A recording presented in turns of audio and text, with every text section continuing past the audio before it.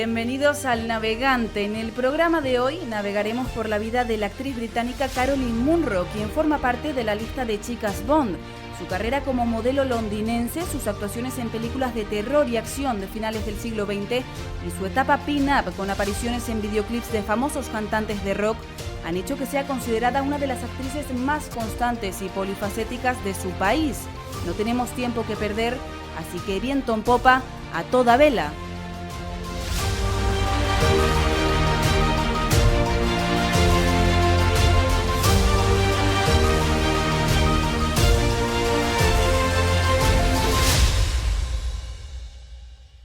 Caroline Munro, bienvenida al Correillo, al Navegante. Es un placer para nosotros tenerla aquí.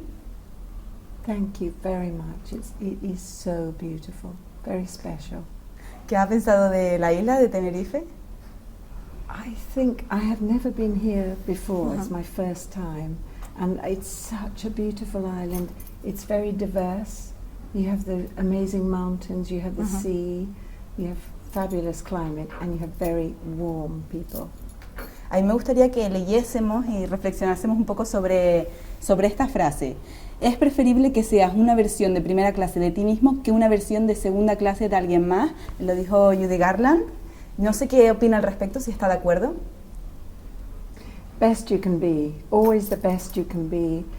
Think positive and onwards and upwards, always. You have to look forward.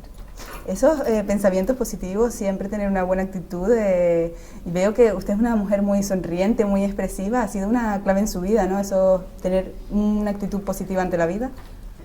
I think it does influence career and also life. I think one has to, I believe in good. I mean, I think good, if your thoughts are as good and as honest as you can be, as they can be, then that has to be a good thing.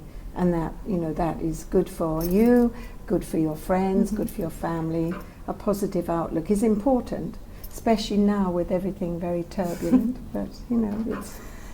Usted comenzó su carrera como modelo con 16 años. Si hoy una chica comenzase su carrera tan joven, quizá diríamos que es de una forma prematura, una chica muy joven. ¿Cómo lo vivió usted siendo tan una chica? Era una chica. I started very, very young in my career. I was 16 when I started my career. I finished school and I was going to do art, but my journey took a different direction. And I'm very pleased it did. I found my passion through the acting. I worked with Christopher Lee, and that changed my whole outlook with acting and wanting to study more. Con 17 años, si no me equivoco, posó para Vogue Magazine, una de las revistas de moda más importantes del mundo, pero luego después dio el salto a la gran pantalla y empezó a hacer papeles como actriz, muchas películas de terror y de cine de acción. ¿Cómo se introdujo en este mundo? No tanto en cuanto al modelaje, sino al cine. By accident. My whole career has been accidental. I think I didn't have a burning ambition to be an actress. The acting chose me, I think, which is a strange way to do it, and it became my passion. You know, I found I'm very dyslexic, so school was very hard for me to understand. But I wasn't stupid. Dyslexia is not stupid. So when the acting found me, then I followed the path, and it kept on coming, and I kept following. And I feel very fortunate to have been involved in such wonderful productions and working with some great people, and a lot of European directors. I've worked with a lot of Spanish directors, and Paul Naschy, Jesus Franco, and Italian directors. So I chose not to go to America. I had a chance to go to Los Angeles, and I didn't want to go. My heart said no. My head maybe should have said yes, but my heart said no. So I stayed in Europe. I stayed in England and I worked in Europe. Precisamente yo quería preguntarle por eso, porque usted rechazó irse a Hollywood. Si nosotros le damos la vuelta a este cartel, aquí hay una palabra sobre la que también quiero que hablemos, sobre Hollywood. Hollywood is fabulous. You know, it's good, it's wonderful, and it's well, Hollywood and maybe England, the home of film.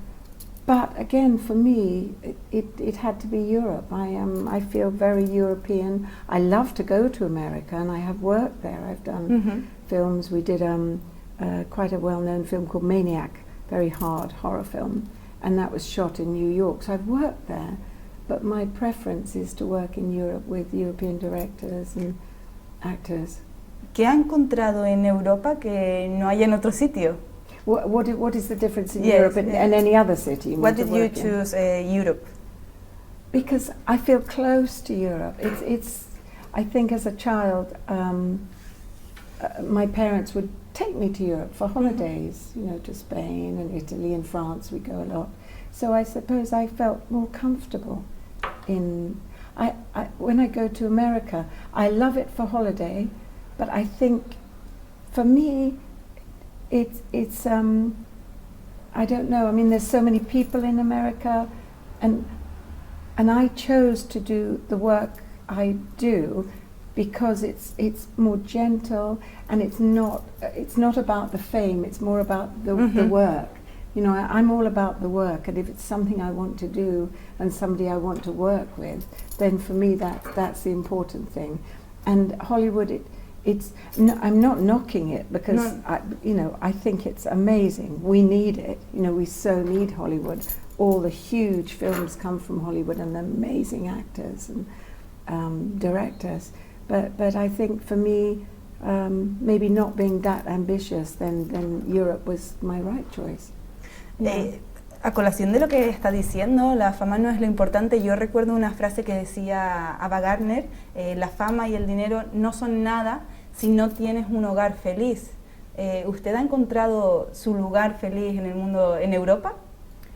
I do have a happy place, and she was absolutely right, and what an extraordinary woman. Yes, that your home is where your heart is, and I have two amazing daughters, and my home life is, nothing is ideal, nothing is perfect, but it's perfect in its imperfection.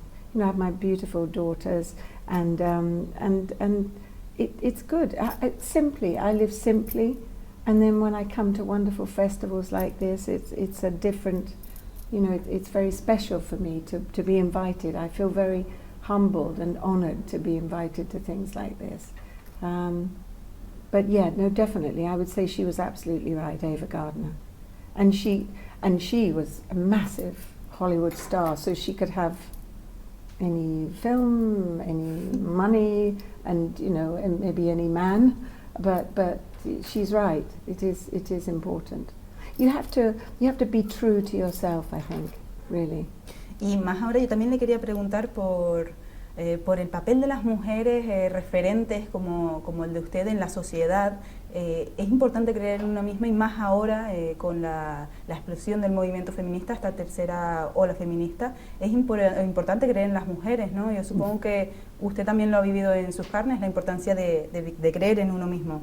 It's very, very important now, and I think finally women are being recognized not only in life with what they do, but very much in the film industry. We have some very strong, wonderful directors, writers, Oscar winners. Looking to America, you have fantastic stars, and American and English. I mean, it is really about equality. It's not wanting to do. It's equality, which is really, really important, because we're all people, male, female. We all have the same needs and the same wants. And really, I think, given the same jobs that women do, if they do the same job as a man, it should be equal. You know, I think so. I think it's been too long that it hasn't been equal. Not to say that I don't like a man to open the door. I do. I like, you know, a gentleman is nice. I'm not a feminist in that way, but I am for female, you know, empowerment. I think that's very important for all women, really. A mí me gustaría preguntarle, antes hablábamos de sus inicios, ha tenido una larga trayectoria en el cine del terror y de la acción. ¿Por qué eligió el cine del terror, el horror? ¿Por qué este género? I didn't choose it.